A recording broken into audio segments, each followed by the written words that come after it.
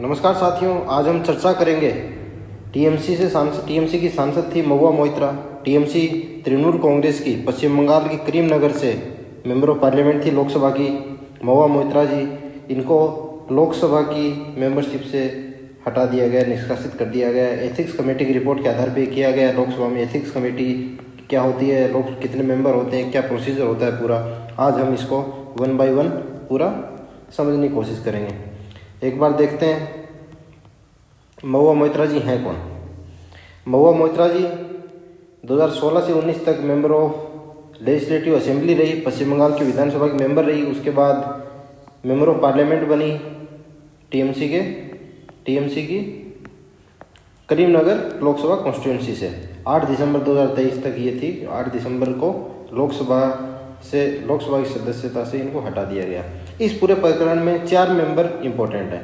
ये जो मेंबर देख रहे हो मेंबर ऑफ पार्लियामेंट हैं, झारखंड के गोंडा से बीजेपी के निशिकांत दुबे इनका नाम है।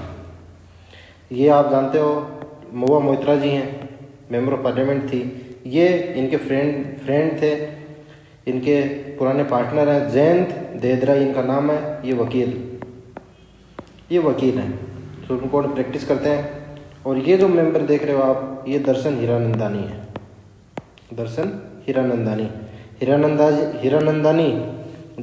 हीरानंदानी ग्रुप है। इनके कई बिजनेस हैं, रियल एस्टेट में है, शिपिंग में है, बाकी और कई बिजनेस हैं। उसके ये मालिक हैं, सीईओ हैं, या फिर उसके एमडी, चेयरमैन, जो भी आप कह सकते हो। पूरे हीरानंदानी ग्रुप के ये सर्वा हैं। इन 4 मेंबर हैं। अब इसकी पूरी प्रोसेस देखते हैं, कब से शुरू हुई। 15 अक्टूबर को निशिकांत दुबे, जो कि मेंबर ऑफ पार्लियामेंट हैं बीजेपी के, उन्होंने लोकसभा अध्यक्ष ओम बिरला को महुआ मोइत्रा जी के खिलाफ केस फॉर क्वेरी की शिकायत की। उन्होंने कहा कि महुआ मोइत्रा ने 2019 से लेके अब तक 61 सवाल पूछे। 61 सवाल में से 50 सवाल अडानी की जो भी पॉलिसीज हैं उसके रिगार्डिंग थे, जिसका इनकी कॉन्स्टिट्यूएंसी से कोई लेना देना नहीं था। इन्होंने ये जो 50 सवाल हैं ये पैसे लेके पूछे। इनको जो पैसे हैं वो दर्शन हीरानंदानी ने दिए, और दर्शन हीरानंदानी के कहने से इन्होंने सवाल पूछे। और इनके जो लॉगिन आईडी पासवर्ड थे महुआ मोइत्रा के, वो भी दर्शन हीरानंदानी के पास ही थे। दर्शन हीरानंदानी ही सवाल अपलोड करते थे और सवाल पूछते थे।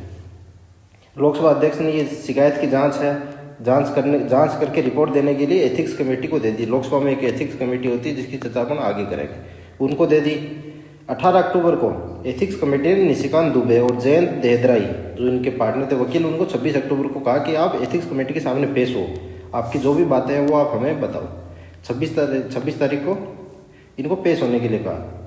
19 अक्टूबर को दर्शन हीरानंदानी, जिनके ऊपर आरोप था कि इन्होंने महुआ मोइत्रा को पैसे दिए, महुआ मोइत्रा ने दर्शन हीरानंदानी से पैसे लिए और सवाल पूछे, इन्होंने एक एफिडेविट एथिक्स कमेटी को भेजा। उसमें इन्होंने कहा कि हाँ, उन्होंने सारे आरोप स्वीकार कर लिए कि हाँ, महुआ मोइत्रा के लॉगिन आईडी पासवर्ड पार्लियामेंट के जो सवाल पूछने के लिए ज़रूरी होते हैं वो मेरे पास थे। मैंने उनसे लॉगिन आईडी पासवर्ड से कई बार सवाल भी पूछे।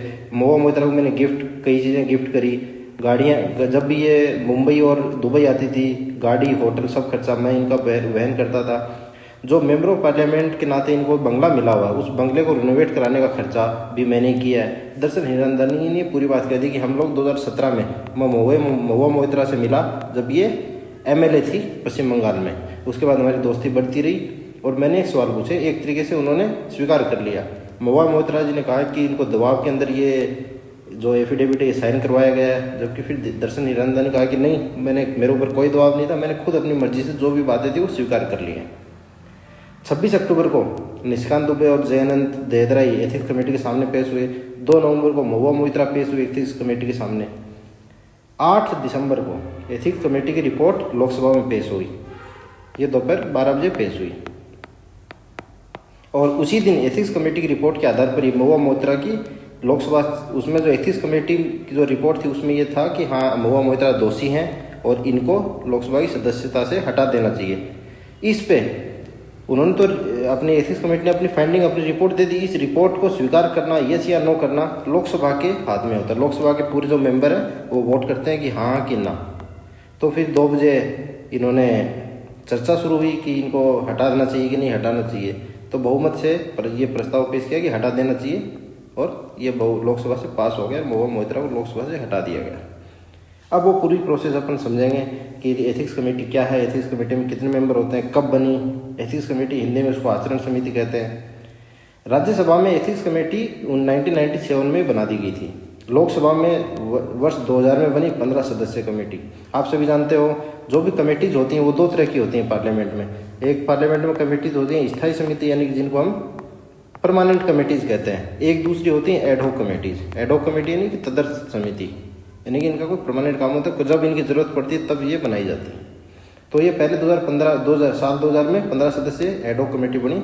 2015 में इसको एडहॉक से परमानेंट कमेटी बना दिया, कमेटी ऑफ एथिक्स को, एथिक्स कमेटी को। 15 सदस्य होते हैं लोकसभा की एथिक्स समिति में। लोकसभा अध्यक्ष द्वारा नॉमिनेट किया जाता है, 1 साल के लिए होते हैं। क्या आम नागरिक भी लोकसभा किसी भी सांसद के विरुद्ध शिकायत कर सकता है? हाँ, जैसे आपने देखा इसके अंदर तो Nishikant Dubey member of parliament थे, उन्होंने महुआ मोइत्रा के खिलाफ शिकायत की। क्या एक आम नागरिक, आप और मैं भी शिकायत करना चाहते हैं, मान लो महुआ मोइत्रा किसी XYZ किसी के खिलाफ, तो हम कर सकते थे, बिल्कुल कर सकते थे। इसमें हमें जो भी तथ्य होंगे, फैक्ट्स होंगे, वो उसके साथ में शिकायत के साथ लगाने होंगे और एक साथ में एफिडेविट लगाना होगा कि मैं जो ये आपको जो शिकायत कर रहा हूँ ये सही है मेरी नज़र में, और मैं झूठी शिकायत और किसी उनके साथ मेरे पर्सनल कोई मामला नहीं है, जो बात फैक्ट है वो फैक्ट के साथ मैं आपको भेज रहा हूँ शिकायत। फिर लोकसभा अध्यक्ष उसको एथिक्स कमेटी के पास भेजते हैं। सिंपल आम नागरिक भी कर सकता है। अब 15 सदस्य कौन कौन से होते हैं? आज की तारीख आप सभी जानते हो 1 साल के लिए होता है लोकसभा की एथिक्स कमेटी के अंदर 1 साल का कार्यकाल होता है। तो हर साल, जैसे मान लो चुनाव हुए 2019 में मई जून में चुनाव हुए, उसके बाद जुलाई में फर्स्ट सेशन मान लो, उसके बाद 2019 से लेकर 2020 तक जो कमेटी बनी होगी वो 1 साल के लिए रही। फिर ये 2023 से 24 हर साल के लिए, या अगले साल 2024 तक रहेगी, जुलाई तक या जब भी सेशन होगा। इसमें 15 सदस्य होते हैं, 15 मेंबर देख सकते हो आप। ये 15 मेंबर हैं। गिरधारी यादव जी जो इसके अध्यक्ष हैं, विनोद सोनकर जी ये बीजेपी के हैं। इसमें ऐसा ज़रूरी नहीं है कि सभी एक ही पार्टी के होंगे, अलग अलग पार्टीज के होते हैं। जैसे कुंवर दानिश अली हैं, बसपा के, बहुजन समाजवादी पार्टी के।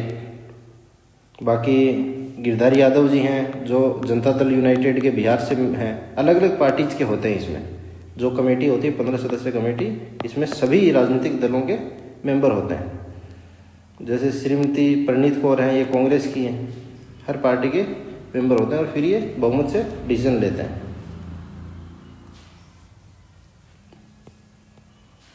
ऑब्जेक्शंस, जो ये पूरी प्रोसेस हुई उसके खिलाफ कई लोगों की आपत्ति है। आपत्ति क्या है? इसमें ये कहा गया कई मेंबर ऑफ पार्लियामेंट के द्वारा कि महुआ मोइत्रा को टारगेट किया गया है, जानबूझ के महुआ मोइत्रा को टारगेट किया गया है। इतनी जल्दी, आप सभी जानते हो 15 अक्टूबर को शिकायत पेश हुई और 8 दिसंबर को फैसला ही आ गया।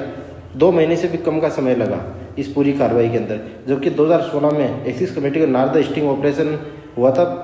वेस्ट बंगाल, पश्चिम बंगाल के मेंबर ऑफ पार्लियामेंट थे, उनके एक स्टिंग ऑपरेशन हुआ था। उनमें उनका नाम था, पैसे लेते हुए, रिश्वत लेते हुए आरोप थे। उसकी शिकायत 2016 में लोकसभा की एथिक्स कमेटी के पास आई, लेकिन उसके ऊपर अभी तक कोई डिसीजन नहीं आया है। सिर्फ एक बार इसके संदर्भ में बैठक हुई है, कोई इसमें फास्ट एंड फॉरवर्ड नहीं किया गया है। जबकि महुआ मोइत्रा के जो पूरा प्रोसेस था वो 2 महीने से भी कम समय के अंदर पूरा कर लिया गया। यानी कि महुआ मोइत्रा को कई कह रहे हैं कि इसको जानबूझ के टारगेट किया गया। दूसरा आरोप लगा रहे हैं कई विपक्षी पार्टीज, विपक्षी मेंबर ऑफ पार्लियामेंट की नेचुरल जस्टिस के सिद्धांत के खिलाफ है।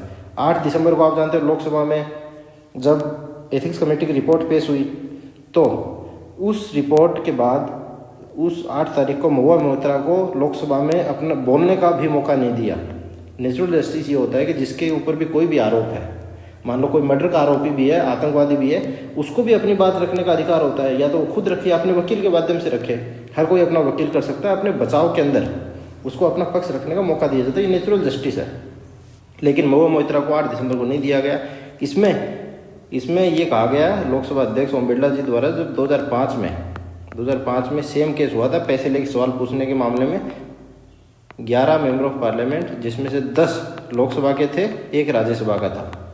जब 10 MPs को लोकसभा की सदस्यता से हटाया गया 2005 में, तब सोमनाथ चटर्जी ने भी मना कर दिया था कि इन 10 लोकसभा सदस्यों को जिनके ऊपर आरोप है उनको बोलने का मौका नहीं दिया, और जिस दिन रिपोर्ट पेश हुई उसी दिन उसका डिसीजन हो गया, उनको 10 सदस्यों को लोकसभा से हटा दिया गया, निष्कासित कर दिया गया। तो उसी सिद्धांत का हम पालन कर रहे हैं, कुछ नई परंपरा नहीं बना रहे हैं, पुरानी परंपराओं को हवाला देते हुए महुआ मोइत्रा को बोलने का अवसर नहीं दिया। अब लोकसभा में 8 दिसंबर को ही दोपहर 12 बजे रिपोर्ट पेश हुई एथिक्स कमेटी की, और 2 बजे उसके रिपोर्ट पे चर्चा शुरू हो गई, और इसमें 106 पेजेज की है, और उसमें साथ में एनेक्सर और जो साथ में जो डॉक्यूमेंट लगाए हुए हैं टोटल मिला के 495 पेजेस की होती है। 12 बजे से 2 बजे के बीच में 2 घंटे के बीच में कोई भी मेंबर ऑफ पार्लियामेंट 495 पेज पढ़ नहीं सकता। बिना पढ़े अगर वो डिस्कशन करता है तो कैसे डिसीजन लेगा कि जो रिपोर्ट में कहा गया है वो दोषी है कि नहीं है, किस आधार पर दोषी है, उसको लोकसभा की सदस्यता से हटाया जाना चाहिए कि नहीं हटाया जाना चाहिए। ये समय बहुत कम दिया गया। इसमें कईयों का कहना था कि 1 दिन या 2 दिन देना चाहिए था, उसके बाद इसके ऊपर फैसला लिया जाना चाहिए था लोकसभा की तरफ से। एथिक्स कमेटी की रिपोर्ट पे जब बहस होती है, जब ये एथिक्स कमेटी की रिपोर्ट नहीं तो ये 15 सदस्य जो कमेटी थी इसने कहा कि महुआ मोइत्रा दोषी हैं, इसको लोकसभा की सदस्यता से हटा दो। उनके कहने से नहीं हटेगी। अब पूरी लोकसभा में 543 मेंबर्स हैं, वो वोट करेंगे कि एथिक्स कमेटी की रिपोर्ट के आधार पे अगर बहुमत से कहते हैं कि ये मेजोरिटी कहती है कि नहीं ये एथिक्स कमेटी की रिपोर्ट है, सही है, इसको लोकसभा से की सदस्यता से महुआ मोइत्रा को हटा दो, तो हटा दी जाएगी। ये कहते हैं कि 543 की नहीं है, नहीं हटाना है, तो नहीं हटेगी। तो जब एथिक्स कमेटी की रिपोर्ट के ऊपर लोकसभा चर्चा करती है तो वो जज एंड ज्यूरी के तरह काम हो जाता है। वो दोषी है कि नहीं है, फाइनल वर्डिक्ट तो लोकसभा का ही आना है।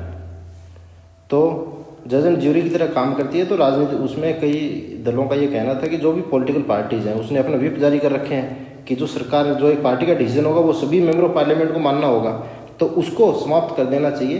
क्योंकि जब कोई भी मेंबर ऑफ पार्लियामेंट लोकसभा में जब जज एंड ज्यूरी की तरह बैठा है तो वो अपने विवेक से फैसला ले, निष्पक्ष फैसला ले, किसी के दबाव में फैसला नहीं ले। तो ये जितनी व्हिप थी उसको समाप्त कर देना चाहिए था, लेकिन ऐसा नहीं हुआ और डिसीजन आ गया कि महुआ मोइत्रा को हटा दो, लोकसभा की सदस्यता से निष्कासित कर दो। अब क्या है, अब उनके पास कोर्ट जाने का रास्ता, वो कोर्ट जा सकती हैं। लेकिन आप सभी जानते हो कि मार्च 2024 में आचार संहिता लग जाएगी। अप्रैल मई 2024 में लोकसभा के चुनाव होंगे। तो संभावना कम है 3-4 महीने के अंदर कोर्ट का डिसीजन आ जाए, पक्ष में आए विपक्ष में आए, तो उसमें कोर्ट की प्रोसीडिंग में टाइम लगता है। अब कोर्ट का रास्ते के अलावा दूसरा रास्ता क्या है, वो अगला लोकसभा चुनाव लड़ सकती हैं। इनकी जो हेड है ममता बनर्जी टीएमसी की, उन्होंने भी कहा है कि मैं इनको अगला चुनाव लड़ाऊंगी, और महुआ मोइत्रा ने भी कहा कि मैं अगला चुनाव लड़ूंगी और जीतकर वापस लोकसभा में आऊंगी और मेरी आवाज़ को कोई दबा नहीं सकता है। ठीक है, आप यूपीएससी सटायर के माध्यम से ये वीडियो सुन रहे थे, देख रहे थे। अगर आपको ये वीडियो नॉलेजेबल लगा, हमारी मेहनत लगता है कि आपके नॉलेज में कुछ इन्हेंस करती है, पॉजिटिव आपको जानकारी देती है, तो पेज को फेसबुक पे देख रहे हैं तो इसको लाइक करें, फेसबुक पेज को, और अगर यूट्यूब पे देख रहे हैं तो चैनल को लाइक करें, शेयर करें, सब्सक्राइब